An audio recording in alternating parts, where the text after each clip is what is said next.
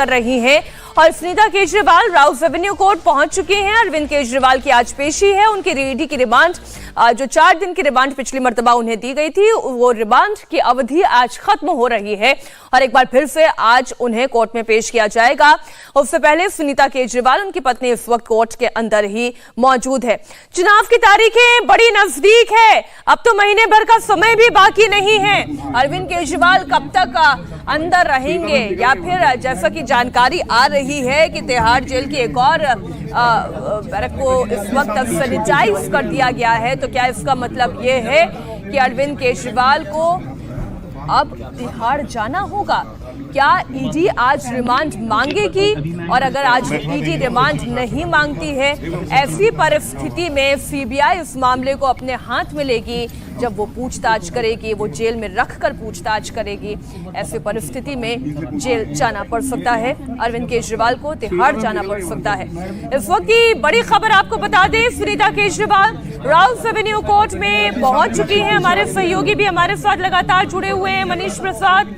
Rouse Avenue court से एक तरफ अरविंद केजरीवाल अंदर हैं, बाहर उनकी राजनीति संभालने का काम सुनीता केजरीवाल कर रही हैं। वो फ्रंट फुट पर नजर आ रही हैं। फिर चाहे इंडिया अलायंस की वो बड़ी रैली हो जिसमें सोनिया गांधी के साथ बगल की सीट पर बैठकर मंच साझा करना हो, उनसे गले मिलना हो, हेमंत सोरेन की पत्नी से उनकी मुलाकात हो और मंच से दिल्ली की जनता को संबोधित करना हो कि आपका अरविंद केजरीवाल, आपका बेटा शेर है, वो ज्यादा दिन तक अंदर नहीं रहेगा।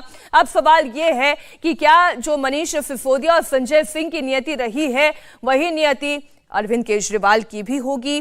क्योंकि इससे पहले, चूंकि आप जानते हैं कि पीएमएलए के तहत अब आसानी से बेल नहीं मिलती है और यह हमने बीते 3 केसेस में देखा है। फिर चाहे वो हम संजय सिंह की बात करें, मनीष सिसोदिया की बात करें, या फिर इससे पहले आप जानते हैं, देखिए अरविंद केजरीवाल इस गाड़ी के अंदर मौजूद है और यह देखिए कि अरविंद केजरीवाल को आप देख सकते हैं कि यहाँ से लेकर जो ईडी हेडक्वार्टर है वहां से लेकर ईडी की टीम निकली है और पीछे आप देखेंगे ईडी के अधिकारी है, दिल्ली पुलिस के अधिकारी है और यहाँ से ईडी हेडक्वार्टर से लेकर अब ईडी की जो टीम है वो मुख्यमंत्री अरविंद केजरीवाल को लेकर राउस एवेन्यू कोर्ट के लिए निकली है। 11:30 बजे उनको राउस एवेन्यू कोर्ट में पेश किया जाना था और यहाँ से तकरीबन 10 मिनट का रास्ता है राउस एवेन्यू कोर्ट का, तो 11:30 बजे तक पेश जो है वो अरविंद केजरीवाल को आज ईडी कोर्ट में करेगी।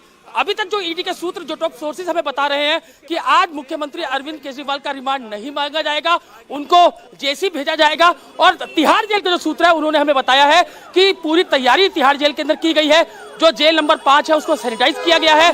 फिलहाल जो ईडी की टीम है वो मुख्यमंत्री अरविंद केजरीवाल को लेकर राउस एवेन्यू कोर्ट के लिए निकल चुकी है। कैमरामैन अनिल मिश्रा के साथ अतुल भाटिया, इंडिया टीवी, दिल्ली। अभी आप हमारे सहयोगी अतुल भाटिया की रिपोर्ट देख रहे थे। ईडी की टीम अरविंद केजरीवाल को लेकर राउस एवेन्यू कोर्ट की तरफ निकल चुकी है। सुनीता केजरीवाल, अरविंद केजरीवाल के वकील, पहले से ही राउस एवेन्यू कोर्ट में मौजूद हैं। अब से थोड़ी देर में अरविंद केजरीवाल को कोर्ट में पेश किया जाएगा। अब देखना यह होगा, ईडी एक बार फिर से इस रिमांड को एक्सटेंड करने की गुजारिश करती है या फिर जैसा कि हमारे सोर्सेस बता रहे हैं, हमारी टीम बता रही है कि ईडी इस बार रिमांड नहीं मांगेगी। इसके बनस्पत सीबीआई अब इस मामले में पूछताछ करेगी। बड़ी खबर और ये तस्वीरें इस वक्त आपके सामने। राउस एवेन्यू कोर्ट के लिए ईडी की टीम निकल चुकी है। अब से थोड़ी देर में अरविंद केजरीवाल की कोर्ट में पेशी होनी है और इस बीच बड़ी खबर यह है कि तिहाड़ की जेल नंबर 5 को भी सैनिटाइज कर दिया गया है। यानी कि अब तक मनीष सिसोदिया और संजय सिंह जो ऑलरेडी तिहाड़ में मौजूद थे, अलग अलग बैरक में मौजूद थे, अब जानकारी ये आ रही है कि एक नई सेल तैयार की गई है, जेल नंबर 5 रेडी की जा रही है। तो क्या इसका मतलब ये है कि अब दिल्ली के मुख्यमंत्री तिहाड़ पहुंचने वाले हैं? ये सब कुछ आज क्लियर हो जाएगा। अब से थोड़ी देर में इस पर क्लैरिटी मिल जाएगी। कोर्ट ने, आपको याद दिलाते, पहली बार 28 मार्च को रिमांड दी थी और 6 दिनों की वो रिमांड थी। उस रिमांड के खत्म हो जाने के बाद अरविंद केजरीवाल को जब कोर्ट में पेश किया गया था तो उन्होंने अपनी पैरवी खुद की थी। उन्होंने कहा था कि चंद बयानों के आधार पर या चंद खुसुर फुसुर के आधार पर, ये जो पॉलिटिकल गॉसिपिंग जिसे कहते हैं, उसके आधार पर आप मुझे गिरफ्तार नहीं कर सकते। आपको बताना होगा कि मेरा दोष क्या है, मुझे आरोपी क्यों बनाया गया है। हालांकि उसके बावजूद ईडी को 4 दिन की और रिमांड दे दी गई थी और आज रिमांड की वो अवधि खत्म हो रही है। हालांकि इस गिरफ्तारी को चैलेंज किया है अरविंद केजरीवाल ने और हाईकोर्ट में यह मामला पहले से है। 3 तारीख को इस मामले पर सुनवाई भी होनी है। आज 1 तारीख है, यानी अब से ठीक 2 दिन के बाद 3 तारीख को आप देखिएगा इस मामले पर सुनवाई होगी। लेकिन क्या अरविंद केजरीवाल को कोई राहत मिलेगी या नहीं, ये बड़ा सवाल है, क्योंकि अब तक वो हिरासत से ही सरकार चला रहे थे।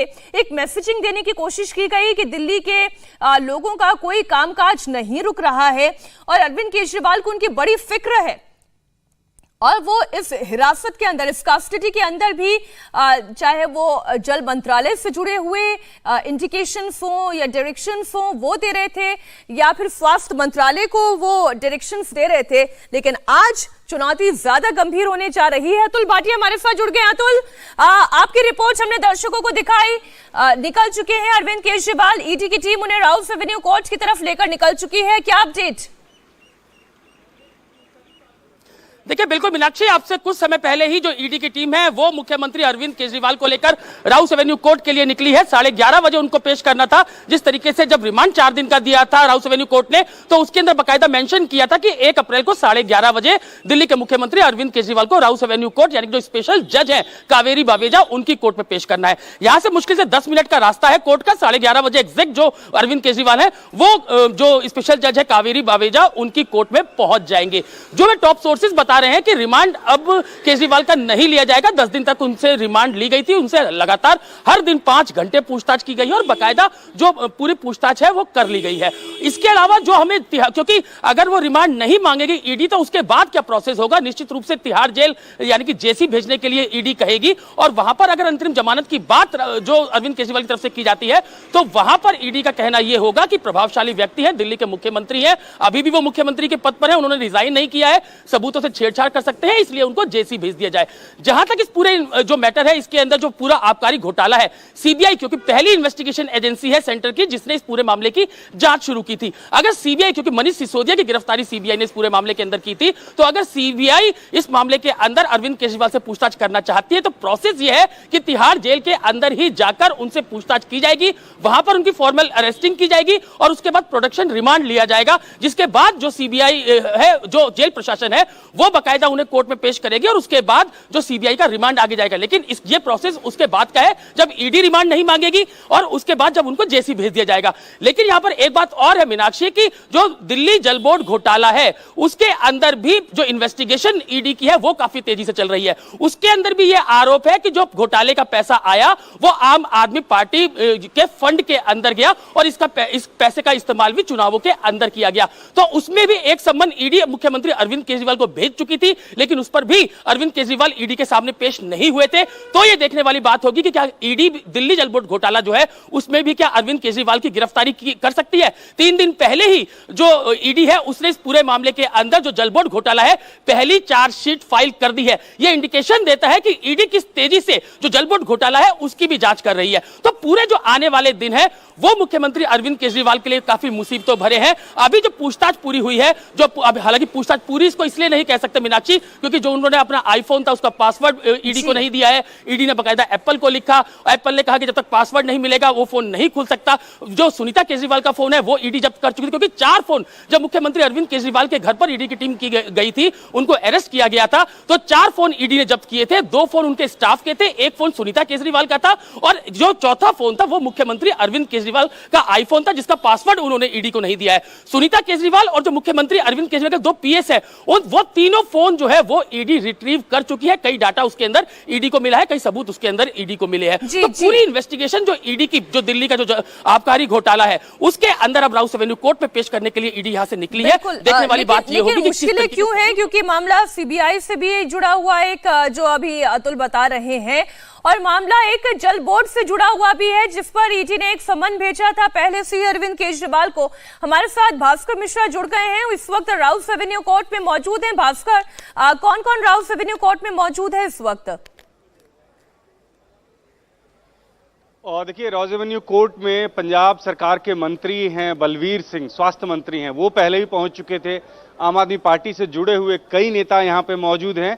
और आम आदमी पार्टी के कुछ कार्यकर्ता भी हैं, वकीलों की एक बहुत लंबी चौड़ी फौज है उनकी, जो हर बार जब अरविंद केजरीवाल की पेशी होती है तो वो लोग यहाँ पे पहुंचते हैं। और आज कम से कम इस उम्मीद में आए हैं कि अगर जेसी भेजा जाता है तो फिर आगे की प्रक्रिया शुरू की जाएगी।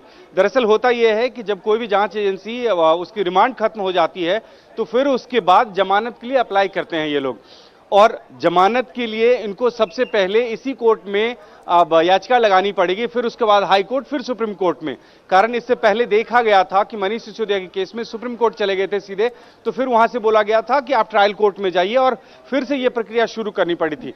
तो अगर ईडी और रिमांड नहीं मांगती है, पूछताछ के लिए उनको जेसी में भेज दिया जाता है और कोई दूसरी एजेंसी उनको गिरफ्तार नहीं करती है, तो ये मान के चलें कि अब आम आदमी पार्टी के द्वारा या अरविंद केजरीवाल के जो वकील हैं उनके द्वारा ये प्रोसेस भी आगे बढ़ाया जाएगा कि उनको जमानत मिले। हालांकि इससे पहले ही रिमांड और गिरफ्तारी दोनों को चैलेंज किया हुआ, वो मामला कोर्ट में है, उस पर भी सुनवाई होने वाली है 22 अप्रैल को।